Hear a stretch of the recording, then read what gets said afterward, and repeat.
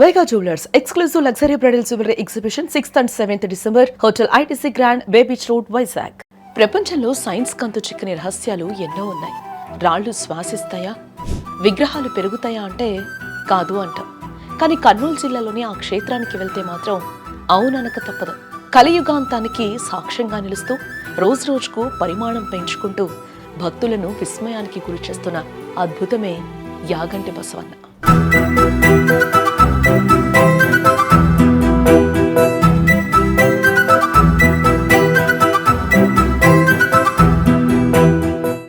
ఎత్తైన ఎర్రమల కొండల నడుమ కనువిందు చేసే పచ్చని ప్రకృతి సౌందర్యం, ఆలయ ప్రాంగణంలో నిరంతరం ప్రవహించే అగస్త్య పుష్కరిణి జలధారలు, చూడగానే మనసును కట్టిపడేసే అద్భుతమైన రాతి కట్టడాలు, ఆ పక్కనే టీవీగా నిలబడ్డ పురాతన గుహలు.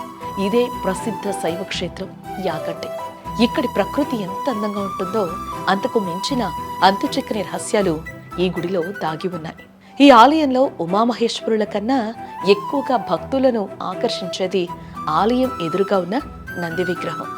సాధారణంగా ఏ గుళ్ళోనైనా రాతి విగ్రహాలు ఎలా ఉన్నాయో అలాగే ఉంటాయి.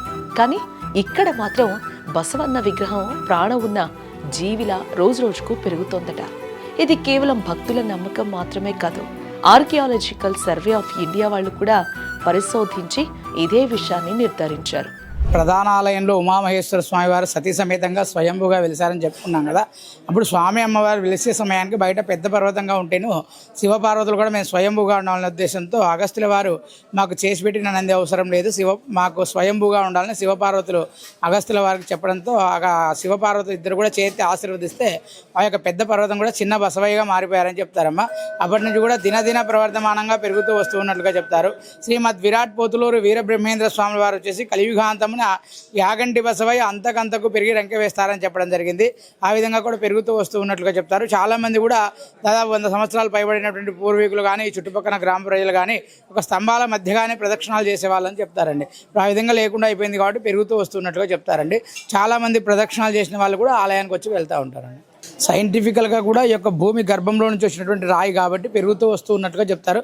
భూగర్భంలో జరిగే రసాయన చర్యల ద్వారా కూడా ఈ యొక్క భూమిలో నుంచి పుట్టినటువంటి రాళ్ళు పెరుగుతాయి కాబట్టి ఆ విధంగా కూడా బసవయ్య కూడా పెరుగుతూ ఉన్నట్లుగా చెప్తారండి.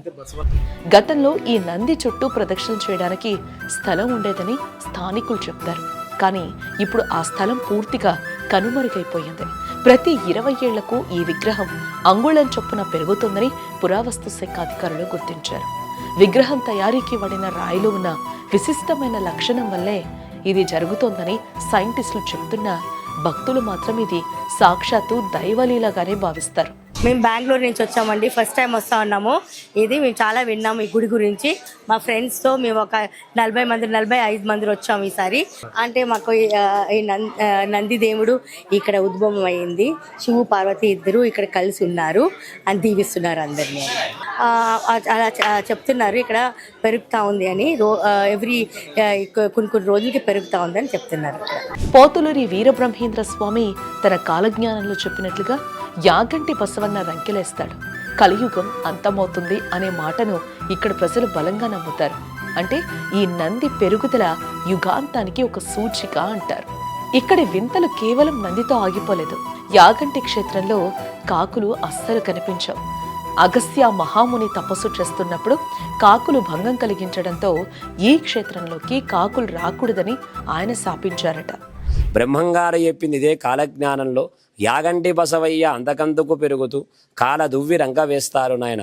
ఆ రంక శబ్దం కాశీ వరకు వినిపిస్తుంది.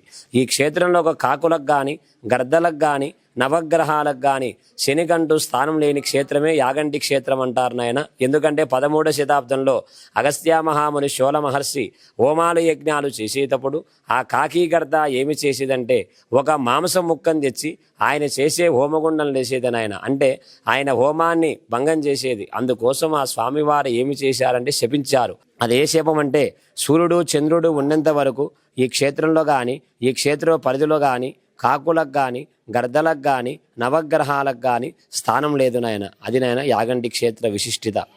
కాకులు లేకపోవటం వల్ల ఇక్కడ శని ప్రభావం ఉండదని భక్తుల నమ్మకం.